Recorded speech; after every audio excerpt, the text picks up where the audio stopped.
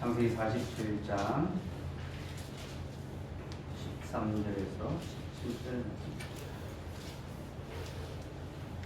제가 봉독해 드리겠습니다. 하나님의 말씀을 들으십시오.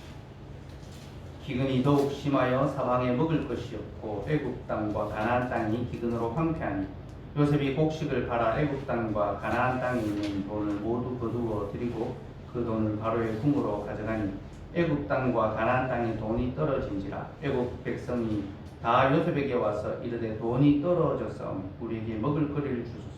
어찌 주 앞에서 죽으리까? 요셉이 이르되 너희의 가축을 내라. 돈이 떨어졌은즉 내가 너희의 가축과 바꾸어 주리라. 그들의 가축을 요셉에게로 끌어오는지라. 요셉이 그 말과 양떼와 소떼와 나귀를 바꾸어 그들에게 먹을 것을 주되 곧 그 모든 가축과 바꾸어서 그의 동안에 먹을 것을 그들에게 주니라. 아멘. 하나님, 오늘도 주의 말씀을 우리의 귀에 들려주셔서 감사합니다. 주의 말씀은 항상 진리요니 이제 이 말씀 우리에게 풀어 영생의 교훈을 얻게 하여 주옵소서. 특별히 오늘 우리로 온 세상의 구주 되시는 하나님의 복음을 듣게 하시고 또 이 복음을 힘입어 세상을 살아가는 저희들 되게 하여 주옵소서. 예수님 이름으로 기도드립니다. 아멘.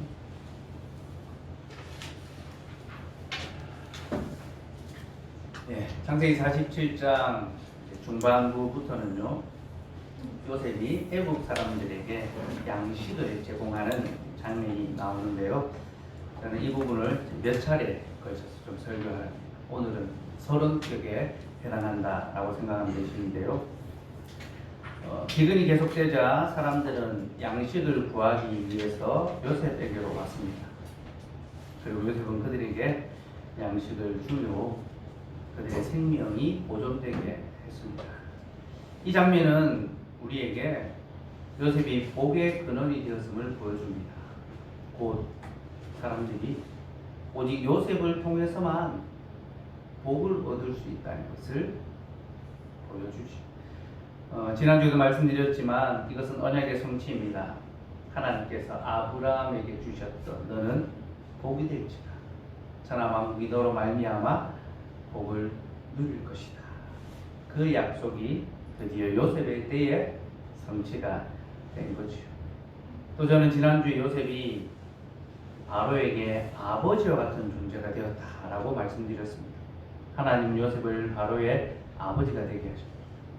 근데 이건 역시 언약의 성취입니다. 여러분, 하나님께서 아브라함에게 이름을 지어주셨지 않습니까? 그는 원래 아브람이었는데 아브라함으로 바꾸셨습니다. 아브라함은 종기의 아버지, 종기한 아버지라는 뜻이고요. 아브라함은 열국의 아버지, 모든 나라, 모든 백성의 아버지라는 그런 뜻입니다. 하나님은 아브라함이 앞으로 모든 나라의 아버지가 되게 하시겠다, 그렇게 약속해 주셨습니다. 그런데 요셉이 바로에게 아버지가 되었습니다. 여러분, 바로가 어떤 존재입니까? 그는 온 세상의 머리죠. 그는 열국의 머리입니다. 근데 그런 열국의 머리인 바로의 아버지가 되었다는 것은 곧 요셉이 열국의 아버지가 되었다. 그러니까 아브라함의 그 이름의 성취가 바로 요셉을 통하여 이루어진 거죠. 근데 여러분, 아버지가 하는 역할이 있습니다. 아버지는 무엇 하는 사람입니까? 아버지는 자녀들의 밥을 책임져주는 사람입니다. 가족의 식탁을 제공하는 자가 바로 아버지죠. 그래서 지금 요셉이 무엇합니까? 백성들을 거두어 먹이는 거죠. 그들에게 양식을 제공함으로 자신이 온 땅의 아버지라는 사실, 곧 하나님께서 모든 인생들의 참된 아버지라는 것을 그가 보여주고 있는 거죠. 바로 이것이 요셉을 통하여 세상의 양식이 공급되는 그 사건이 보여주는 교훈입니다. 그런데 이에 관한 교훈을 우리가 더 풍성히 얻으려면요, 우리는 조금 이제 성경의 내용을 거슬러 올라갈 필요가 있습니다. 바로 요셉이 바로의 꿈을 해석해주는 그 장면으로 이제 우리가 좀 거슬러 갈 필요가 있는데요. 창세기 41장 14절에서 24절 말씀하고 있습니다. 창세기 41장 14절에서 24절 말씀. 우리 한 절씩 교독 한번 해봅시다. 제가 먼저 읽을게요. 이에 바로가 사람을 보내어 요셉을 부르매 그들이 급히 그를 옥에서 내놓은지라. 요셉이 곧 수염을 깎고 그의 옷을 갈아입고 바로에게 들어가니 내가 요셉에게 이르되 내가 한 꿈을 꾸었으나 그것을 해석하는 자가 없더니 그런즉 너는 꿈을 들으면 눈이 푼다 하더라. 요셉이 바로에게 대답하여 이르되 내가 아니라 하나님께서 바로에게 편안한 대답을 하시리이다.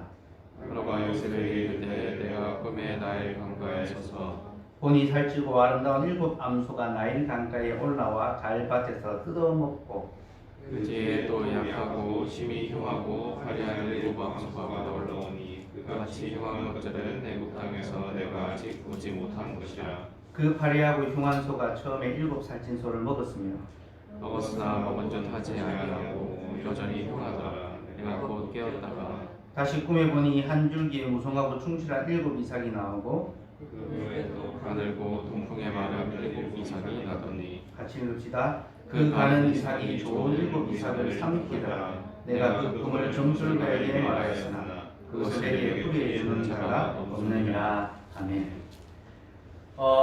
요셉이 바로의 꿈을 해석해 주는 이야기는 성경에서 가장 유명한 이야기 중에 하나죠. 그렇죠? 안 믿는 사람들도 이 내용은 다 알고 있다라고 할 정도입니다. 그리고 이 이야기는 매우 드라마틱하고 아주 흥미진진한 그런 이야기죠. 감옥에 갇혀 있던 제수가 하루아침에 한 나라의 총리가 되었습니다. 그리고 이것보다 더 놀라운 반전, 더 놀라운 소식이 어디에 있겠습니까? 그래서 많은 성도들이 이 이야기를 좋아합니다. 하나님의 지혜로 애굽의 총리가 된 요셉의 이 이야기를 매우 좋아하죠. 그런데 여러분, 우리는 이 이야기의 그 표면적 내용, 곧 겉으로 드러난 결과에만 너무 관심을 두어서는 안 됩니다. 요셉이 총리가 되었더라. 그 사실에만 너무 주목해서는 안 된다는 거죠. 여러분, 때로는요, 드러나 있는 것보다 드러나 있지 않은 것이 더 많은 것을 이야기하는 경우가 있습니다. 밝히 드러난 것보다 감추어져 있는 것이 더 큰 교훈을 줄 때가 있다는 거죠. 바로의 꿈을 해석하는 요셉의 이야기가 그와 같습니다. 우리는 이 이야기의 이면에 담겨있는 하나님의 뜻을 찾아내야 합니다. 바로는 2가지 꿈을 꾸었습니다. 첫째는 나일에서 아름다운 7 암소가 올라와 풀을 뜯고 있는 장면입니다. 그런데 곧 화려한 암소 7이 올라와서 처음에 살찐 소를 다 잡아먹었습니다. 그런데 여전히 화려하고 흉했죠. 둘째는 무성하고 충실한 7 이삭이 있었는데 곧 동풍에 마른 7 이삭이 나와서 좋은 이삭을 삼켰습니다. 그러나 여전히 이 이삭들은 아주 볼품이 없었습니다. 바로는 이런 꿈을 꾸었죠. 이 꿈의 해석은 참 쉽습니다. 요셉이 친절하게 다 설명을 해주죠. 이는 7년의 풍년과 7년의 흉년이 있을 것이며 이 속히 일어날 것을 가리키고 있습니다. 근데 여러분, 우리가 바로의 꿈에 있어서 첫 번째로 주목해야 할 것은요, 애굽에는 이 꿈을 해석할 자가 없었다라는 겁니다. 여러분, 왜 바로가 요셉을 불러내었습니까? 감옥에 있는 죄수를 불러왔습니다. 그것도 종으로 팔려 이방인에 불과한 청년을 자신의 나라에 자신의 꿈을 해석할 자가 없었기 때문이죠. 고대 사회에는 꿈이 신적인 계시의 수단이었습니다. 일종의 신탁이죠. 그래서 꿈을 해석한다는 것은 그 그 시대의 최고의 지식인들의 몫입니다. 지식에 있어서 탁월함을 인정받고 신적인 위엄을 갖춘 이들만이 꿈을 해석할 수 있었습니다. 특별히 왕의 꿈을 해석한다는 것은 더욱 그러합니다. 그 나라에서 가장 뛰어난 지식과 아주 신령한 능력을 갖춘 이들만이 왕의 꿈을 해석할 수 있습니다. 그리고 왕들은 다 자신들의 꿈을 해석할 책사들, 박사들, 지혜자들을 자기 곁에 두고 있었습니다. 바라에게도 많은 박사들, 그런 책사들이 곁에 있었죠. 근데 여러분, 오늘 애국에 그의 꿈을 해석할 자가 하나도 없었습니다. 애국은 세상에서 가장 큰 제국이었습니다. 그리고 거기에는 가장 위대한 지식인들, 지혜자들이 모여 있었습니다. 지금도 고대 이집트의 어떤 지혜와 지식, 또 과학의 문명은요, 아주 찬란하게 빛났고 또 아주 기이할 정도로 놀랍게 그렇게 여깁니다. 그렇게 세상에서 가장 지혜로운 자들이 모여 있었던 그 나라에 정작 왕의 꿈을 해석해 줄 지혜자는 한 명도 없었던 것입니다. 그러므로 이를 통하여 하나님이 드러내시고자 하는 것은 너무나 분명합니다. 곧 인간의 무지죠. 인간은 자신이 모든 것을 다 아는 것처럼 말하고 행동하지만 실상 그들은 아무것도 모르는 자들에 불과하다는 겁니다. 여러분, 인간은 자신의 지식을 자랑하지만 인간의 지식은 하나님 앞에서 아무것도 아닙니다. 특별히 남들보다 조금 더 지식이 있고 남들보다 조금 더 유능한 사람들은 마치 자신이 세상에서 가장 똑똑한 자들이며 모든 문제의 답을 알고 있는 것처럼 유세를 떱니다. 그래서 자신들의 말을 들으면 현재를 더 윤택하게 살아갈 수 있으며 노후를 더 풍족하게 살아갈 수 있다라고 말합니다. 그들의 말은 얼추 맞는 것처럼 보입니다. 그대로 하면 인생이 좀 더 성공하고 탄탄대로를 맞이하는 것처럼 그렇게 보입니다.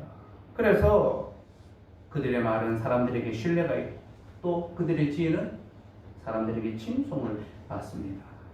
그러나 여러분, 사람들 앞에서 대단해 보이던 그들의 지혜가 하나님 앞에서는 무엇입니까? 아무것도 아니죠.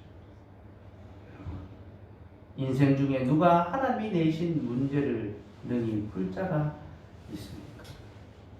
사람 중에 누가 하나님이 우리에게 지금 당하게 하시는 일을 해석할 자가 있으며 또 앞으로 다가올 일을 예측할 자가 있단 말입니까? 아무도 없습니다. 자신의 지식을 자랑하고 현란한 말로 사람들의 마음을 얻는 자들 중에 하나님의 생각과 뜻을 헤아릴 수 있는 자, 지금 우리가 당하고 있는 이 일을 마땅히 해석하고 다가올 일을 예측할 수 있는 자는 아무도 없습니다. 우리가 지금 코로나19의 상황을만 보아도 뭐 누가 해석하며 누가 대비할 수 있습니까? 그게 인생의 실존이라는 겁니다. 최근에 유시민 씨가 자신이 진행하는 팟캐스트에서 폭등하는 부동산 문제, 집값의 문제에 대해서 막 토론을 하면서요. 이렇게 폭등하는 집값을 잡을 방법이 없냐라고 이제 게스트가 물으니까 유시민 씨가 이렇게 답했어요. 난들 무슨 답이 있겠느냐. 난들 무슨 답이 있겠느냐. 저는 이게 정직한 답이라고 생각합니다. 지식인들은 사람들에게 답을 가르쳐주는 자들이지만 사실 그들 역시 답을 모릅니다. 뭐가 답인지 모르는 것이죠. 하나님께서는 바로의 꿈을 통하여 바로 이런 인생의 무지와 무능을 드러내셔서 세상에서 지혜롭다고 하는 자들이 실상은 얼마나 어리석은 자들인지 곧 소경이 소경을 인도하는 것과 다를 바가 없는 것이요. 하나님은 인생의 이런 무지를 드러내시고 그리고 그들 앞에 세상에서 천히 여김받는 죄수 하나를 일으켜 세우셨습니다. 가장 약하고 천하며 초라한 죄수 하나를 일으키셨습니다. 그를 통하여 하늘의 지혜를 가르쳐 주셨습니다. 그러니 요셉의 교훈은 온 세상을 향한 교훈입니다. 곧 참된 지혜는 오직 하나님께만 있습니다.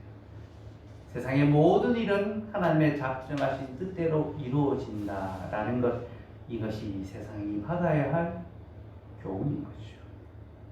하나님은 바로에게 바로 이것을 가르쳐 주셨습니다. 둘째로 우리가 주목할 것은 꿈의 내용입니다. 여러분, 바로의 꿈은요, 장래에 일어날 일에 관한 예언이었죠. 앞으로 풍년과 흉년이 있을 것이다. 하지만 사실 이 꿈은 현재에 대한 해석, 심판이기도 합니다. 하나님은 바로의 꿈을 통하여 애굽의 종교와 철학과 경제를 심판하셨습니다. 여러분, 첫 번째 꿈을 보면요, 소들이 나일강으로부터 올라옵니다. 나일강에서 소가 올라오고 있습니다. 나일강은 애굽의 생명의 원천입니다. 애굽 사람들은 나일에서부터 모든 생명이 시작되었다라고 그렇게 믿었습니다. 그래서 그들에게 나일강은 신앙의 대상입니다. 강은 신이었습니다. 하나님께서 훗날 출애굽할 때의 첫 번째 재앙으로 나일강을 치셨죠. 물을 피로 바꾸고 했지 않습니까? 생명의 근원이 하나님이시라는 걸 가르쳐 주시는 겁니다. 어쨌든 나일강은 애굽 사람들에게 신적인 존재, 신앙의 대상이었는데 거기로부터 소들이 올라옵니다. 여러분, 소는 또 무엇입니까? 애굽은 농사를 짓는 나라죠. 농경의 나라죠. 소는 농사의 동물이죠. 그래서 애굽 사람은 소를 신성시해서 소를 풍요의 상징으로 여겼습니다. 이스라엘 백성들이 출애굽한 후에 애굽의 신을 세게 만들어서 하나님이라 불렀죠. 송아지. 애굽 사람들이 섬겼던 소를 그들도 섬겼던 겁니다. 어쨌든 첫 번째 꿈이 보여주는 이 나일강과 소는 애굽이 섬기고 있는 신들, 자신들에게 풍요와 번성을 주는 바로 그 신들을 보여주고 있고, 하나님은 이 첫 번째 꿈을 통하여 애굽이 의지하는 신들이 헛되다라는 것을 보여주십니다. 두 번째 꿈도 마찬가지입니다. 7개의 이삭은 애굽의 풍요로운 삶을 가리키죠. 애굽이 아주 풍성한, 아주 풍요로운 그런 사회랍니다. 근데 여러분, 곡식은 태양으로부터 나옵니다. 충분한 햇빛이 있어야지만 풍족한 양식을 얻을 수 있습니다. 그래서 애굽 사람들은 태양도 신으로 섬겼습니다. 그들은 자신들의 이 풍족한 삶이 태양신으로부터 말미암는다고 굳게 믿었습니다. 마치 우리가 우리의 풍족한 삶은 세상으로부터, 직장으로부터 더 좋은 곳으로부터 나온다는 것을 굳게 믿고 거기에 종로로타는 것처럼 말입니다. 그런데 여러분, 동풍이 불자 어떤 일이 벌어집니까? 형편없는 이삭이 나오죠. 그리고 풍족한 이삭을 다 삼켜버렸습니다. 여러분, 동풍은요, 태양이 떠오르는 곳에서부터 불어오는 바람입니다. 태양이 뜨는 곳에서부터 불어오는 바람이 동풍입니다. 그런데 이 동풍이 불자 그들에게 아주 흉작한 그런 이삭이 주어졌습니다. 그러니 이 꿈은 그들이 풍성한 소출을 얻기 위하여 태양을 섬기지만 이 역시 부질없는 것이라는 것을 보여주는 것입니다. 특별히 우리는 바로의 위치가 무엇인지를 생각해야 합니다. 여러분, 그의 나라에서 그의 역할이 무엇입니까? 그는 애굽에서 사람들의 왕인 동시에 애굽의 신들을 섬기는 택함받은 신하였습니다. 사람들에게는 왕이었지만 신 앞에서는 신하였죠. 그는 나일과 태양을 잘 섬김으로 백성들에게 윤택한 삶을 제공해 주어야 하는 그런 존재였습니다. 그래서 그는 애굽의 신들을 섬깁니다. 제사의 모든 것들을 관장하죠. 그리고 그는 농작물의 파종과 추수를 주관합니다. 씨를 뿌려야 될 때와 거두어야 될 때를 정해줍니다. 그리고 나일강의 물을 경작지로 원활하게 공급할 수 있도록 관계의 수로를 잘 관리해야 됩니다. 그럼 고대 사회의 그 어떤 유적지에 가보면요, 물을 관리한 수로를 잘 만들어야지만 국가가 크고 제국이 된다는 것을 보게 됩니다. 바로의 책임은 바로 거기에 있었습니다. 나일강의 하수를 잘 관리하고 수도 사업을 책임지는 해빈자는 시청이 수도까지 한파 때문에 민원이 많이 나온다. 이 수도를 잘 지켜야 그의 나라가 형통하고 또 그의 왕권이 더욱 공평해지겠죠. 바로는 애굽의 신들을 섬기며 백성들의 삶이 생육하고 번성할 수 있도록 은혜를 베푸는 그런 존재였습니다. 그런데 하나님께서 꿈을 통하여 그에게 무엇을 가르치셨습니까? 너는 아무것도 아닌 존재다. 너는 백성들에게 풍요와 번성을 가져다 줄 수 없는 존재며 네가 믿는 신들은 결코 너에게 그런 복을 주지 못할 것이다. 하나님은 꿈을 통하여 그의 한계와 무능을 드러내셨습니다. 그는 사람들의 마음에 기쁨을 주는 자였지만 정작 자기의 마음의 근심조차 해결하지 못하는 그런 연약한 인생의 따름이었습니다. 그는 신으로 불리는 자였지만 그 역시 지난 밤의 꿈 때문에 번민하며 고뇌하는 욕심에 지나지 않았던 것이죠. 하나님께서는 이렇게 꿈을 통하여 생명의 주관자가 너가 아니라 바로 나며 너는 결코 이것을 통제할 수 없다는 것을 가르쳐 주셨습니다. 또한 그들이 철석같이 믿는 신이 그들을 풍요롭게 할 수도 없습니다. 그들이 믿고 의지하고 자랑하는 과학기술이 그들의 삶을 안전하게 할 수도 없다는 것을 보여주셨습니다. 코로나19를 통하여 우리가 배우는 것도 동일합니다. 사람들이 의지하는 것이 우리가 자랑하는 과학기술이 K방역이 우리를 지켜줍니까? 아니죠. 사랑하는 여러분, 모든 것을 자신의 기쁘신 뜻대로 주관하시는 분 오직 하나님 한 분뿐이십니다. 하나님은 나일강으로부터 아름답고 살찐 소를 보내실 수도 있으시며 흉악하고 화려한 소들도 보내실 수 있습니다. 하나님은 태양빛 아래 무성하고 충실한 곡식들을 주실 수도 있으시지만 동시에 쇠약하고 마른 곡식들도 주실 수 있으십니다. 참으로 이 땅에 비와 가뭄, 풍년과 흉년, 건강과 질병을 주시는 분은 오직 여호와 하나님 한 분밖에 없습니다.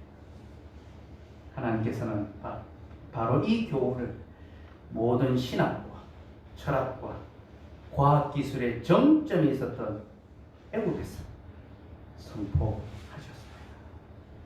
이는 곧 세상 모든 나라를 향한 하나님의 선전포고와 같습니다. 하나님의 꿈을 통하여 지금 바로의 나라를 공격하고 계십니다. 그래서 그들이 그토록 믿고 따르며 자랑하던 모든 것이 실은 아무것도 아님을 만천하에 드러내셨죠. 이는 일종의 세계관의 파괴입니다. 이렇게 하면 잘 된다. 이렇게 하면 안정하고 평안할 수 있다. 그 모든 이 세계관의 이 틀을 깨뜨려 버리시는 거죠. 하나님께서는 그 세계를 이끌어가던 운영 체계를 단번에 무너뜨리셨습니다. 사랑하는 여러분, 이것이 바로 복음의 능력입니다. 세상의 지식인들은 공교한 말을 만들어 내고 또 권세자들은 공연한 엄포를 놓습니다. 그들은 자기들의 방식과 통제를 따르지 않으면 세상에서 제대로 살아갈 수 없다며 우리를 위협합니다. 그들의 말은 잠시 효력이 있고 또 그들이 내미는 제안은 매우 매력적으로 보입니다. 그래서 누구든지 이 땅에서 윤택하고 평안하게 살아가려 하는 자는 모두 다 그들의 요구를 수용하며 그들의 말에 복종하며 살아가기 마련입니다. 그러나 여러분, 오늘 하나님께서는 하나님의 백성 그렇게 살지 아니한다. 세상은 그런 원리로 운영되는 것이 아니다라는 것을 우리에게 똑똑히 보여주고 계십니다. 세상을 부유하게도 하며 가난하게도 하시는 분은 하나님이십니다. 사람들을 생육하고 번성하게 하시기도 하고 또 심판하며 멸절하시는 분도 하나님이십니다. 하나님 그렇게 세상의 왕이 바로가 아니라 하나님이십니다. 세상의 왕이 바로가 믿는 신들이 아니라 하나님이신 것을 보이셨고 또 세상에 복을 주며 세상을 운영하고 이끌어가는 자가 바로 자신이 아니라 하나님의 직분자요 일꾼이 요셉이라는 것을 그에게 알려주셨습니다. 이것이 꿈을 통하여 바로에게 전해진 교훈이고 바로는 이 교훈을 받아들였습니다. 그래서 그는 백성들을 번성하게 하고 생육하게 하는 것은 내가 아니라 요셉이다 라고 그렇게 자신의 나라에 온 천하에 천명했습니다. 그럼 45절을 볼까요? 41장 45절.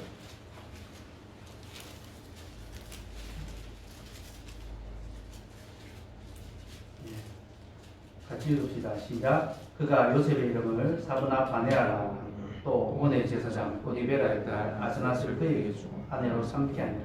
요셉이 나가 애굽 온 땅을 순찰하니라. 바로는 요셉에게 새로운 이름을 주었죠. 사브나 바네아. 그리고 그로 하여금 온 땅을 순찰 치리하게 했습니다. 그래서 사브나 바네아라는 이름은요, 생명의 집행자, 또 생명을 주는 존재라고 번역할 수 있는데요.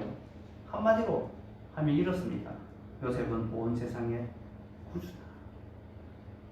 세상에 생명을 주는 존재는 요셉이며 요셉이 믿는 하나님이 생명의 수요자시다. 이것이 바로 그 이름 속에 담겨있는 뜻입니다. 바로는 요셉이 온 세상의 구주인 것을 선포했고 또 기근을 당한 백성들이 자기를 찾아와서 도움을 요청하자 바로는 내가 아니라 요셉에게로 가라. 그가 너희를 구원할 것이다. 그렇게 말했습니다. 55절 말씀 같이 읽을까요? 시작. 애굽 온 땅이 굶주림에 백성이 바로에게 부르짖어 양식을 구하는지라. 바로가 애굽 모든 백성이 이르되 요셉에게 가서 그가 너에게 이른 대로 하라 하니라. 바로는 살려달라고 자신을 찾아온 백성들을 요셉에게로 보냈습니다. 나는 너희를 살릴 만한 능력이 없으니 그 능력이 있는 자에게로 가라. 그는 세상을 살릴 구주가 자신이 아니라 요셉이라는 것을 인정했습니다.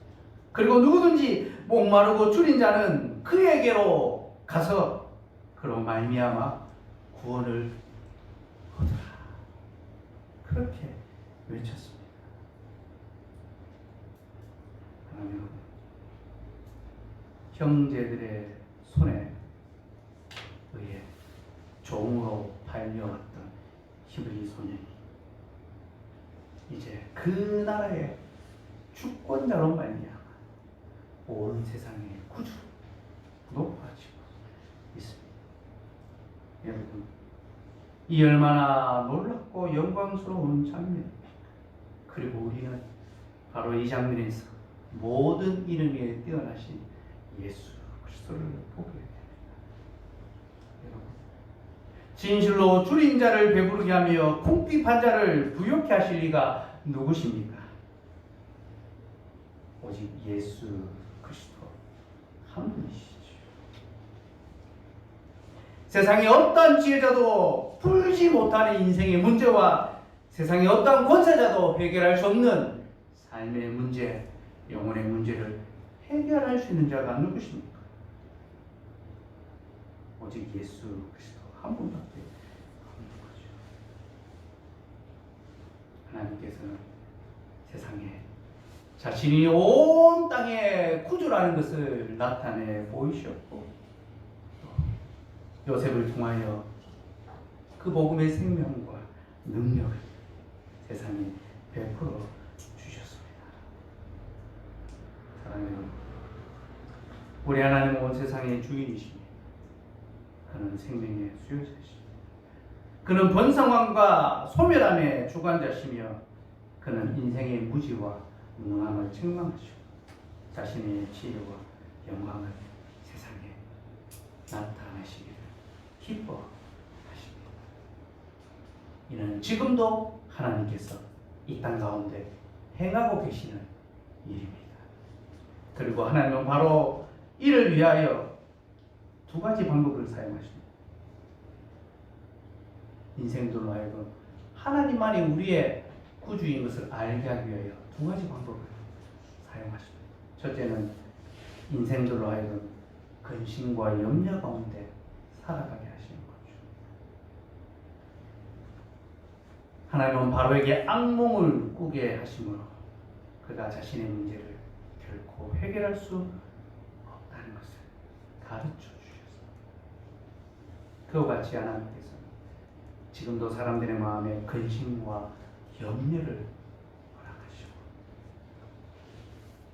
자신이 자신의 삶의 문제를 해결할 수 없다는 것을 인식하게 합니다. 둘째는 바로 그런 자들에게 하나님의 지혜에 충만한 자들을 보내시는 겁니다. 그래서 누가 정말로 인생의 답이며 우리의 문제를 해결해 줄 수 있는 분이신지를 가르쳐 주는 거죠. 바로에게는 요셉을 보내셨고 지금은 우리를 보내십니다. 하나님께서는 자신의 택한 백성을 세상에 보내심으로 사람들의 근심과 걱정을 해결해 줄 수 있는 분이 오직 하나님 한 분뿐이신 것을 알려주십니다. 여러분, 우리는 그렇게 요셉처럼 사람들 앞에 서야 할 것이며 또한 그들에게 우리 믿음의 소망에 관하여 대답해야 할 것입니다. 물론 우리는 요셉처럼 왕 앞에 서지는 못할 것입니다. 그러나 우리는 모두가 다 우리의 이웃들, 우리의 친구들, 우리의 지인들, 우리의 가족들, 우리의 직장 동료들 앞에 서게 될 것입니다. 그래서 그들이 근심하고 염려하고 풀지 못하는 인생의 문제로 고대할 때에 하나님만이 참된 지으시며 우리의 생명의 근원이 것을 우리가 믿고 있는 그 믿음의 소망을 담대하게 전하며 그들에게 생명의 길을 보여주어야 합니다. 이것이 세상을 사는 우리의 존재의 이유며 하나님께서 지금도 우리를 세상으로 보내시는 이유입니다. 지난 한 주간 한 구호가 우리 사회를 뜨겁게 달구었습니다. 정의나 미안해 라는 말이죠. 저는 이것에 관하여 이미 설교 때 말씀드린 적이 있습니다. 교회와 성도의 부끄러움에 대해서 그때 나눴죠. 그런데 하나님께서 이제 본격적으로 사회에서 이 사건 때문에 들끓게 하셨습니다. 그럼 지금 포털 사이트에 포항이라는 단어를 치면 가장 먼저 뜨는 연관 검색어가 뭔지 아십니까? 코로나가 아닙니다. 모든 연관 검색 지역을 치면 코로나가 먼저 뜨는데 포항은 모 교회가 먼저 뜹니다. 어떤 어린이집이 먼저 뜹니다.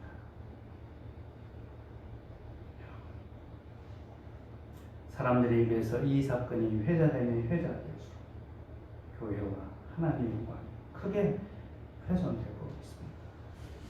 그래서 저는요, 정의나 미안해라는 이 말이 이렇게 들립니다. 교회야 미안해. 하나님 참 죄송합니다. 여러분, 뭐라 드릴 말씀이 없습니다. 참 부끄러운 시대를 맞이했습니다. 하나님께서는 세상에 자신의 영광을 나타내시기 위하여 교회를 세우시고 하나님의 지혜와 영광을 보여주시기 위하여 성도들을 택하여 세상에 보내고 계시구나. 지금 우리에게는 정반대의 일이 벌어지고 있습니다. 참으로 악몽 같은 일 아닙니까? 성도가 하나님의 이름을 먹지 교회가 하나님의 영광을 대적하는 그런 악몽 같은 시대를 우리가 살아가고 있습니다. 여러분, 성경에서는 바로가 악몽을 꾸었습니다. 세상 사람들이 악몽을 꾸며 근심하며 염려하며 살아갑니다. 그리고 성도들이 그 마음을 시원합니다. 성도들이 그 마음에 있는 기쁨과 즐거움을 그들에게 나누어 줍니다. 우리는 걱정과 염려 가운데 살아가는데 너희는 어찌하여 그렇게 평안을 누리며 살아가느냐? 그렇게 물어보아야 되는데 우리 시대에는 교회가 악몽을 꾸고 있습니다. 성도들이 악몽 같은 존재가 되어버렸습니다. 참으로 답답하고 원통하고 분통 터지는 그런 상황이 아닐 수 없습니다. 그러나 여러분, 하나님께서 오늘 우리에게 이 말씀을 듣게 해주시는 이유는 우리에게 다시 기회를 주시기 위함입니다. 곧 우리로 복음의 능력과 영광이 무엇인지를 깨달아 알며 그 복음의 지혜를 힘입어 세상을 살아갈 수 있게 하시기 위하여 우리에게 이 말씀을 들려주시다. 그러니 여러분, 오늘 설교를 들으시고 다시 힘과 용기를 내어서 세상으로 나아갑시다. 요셉처럼 우리도 우리의 이웃들을 향하여 예수 그리스도가 온 세상의 구주시며 주님만이 우리 인생의 답이시고 우리 인생의 복이신 것을 선포할 수 있기를 소원합니다. 이를 위하여 두 가지만 제안하려 합니다. 첫째는 우리의 경건을 회복합시다. 요셉은 하나님 앞에서 경건한 자였습니다. 그는 세속으로부터 자신을 지켰으며 말씀과 기도, 하나님 앞에서 믿음의 삶을 살아갔습니다. 우리가 경건을 회복할 때에 우리는 하나님 앞에 지혜로운 자로 서게 될 것입니다. 여러분, 우리의 지혜는 경건에 있습니다. 둘째는 신뢰의 회복입니다. 요셉이 바로 앞에 설 수 있었던 것은 바로의 술 맡은 관원장이 요셉의 성실과 지혜와 정직함을 기억했기 때문입니다. 여러분, 우리가 우리의 이웃들에게 성실함과 정직함과 지혜로 인정받고 그 신뢰를 회복할 때 우리는 그들 앞에 우리의 믿음의 소망을 담대하게 전할 수 있는 기회를 얻게 될 것입니다. 여러분, 그렇게 신뢰받는 자로 살아갑시다. 바로 그것이 한국교회가 새롭게 출발하는 것이요, 또 하나님의 나라가 세상 가운데 영광을 얻게 되는 길이라는 것을 명심하시면 좋겠습니다.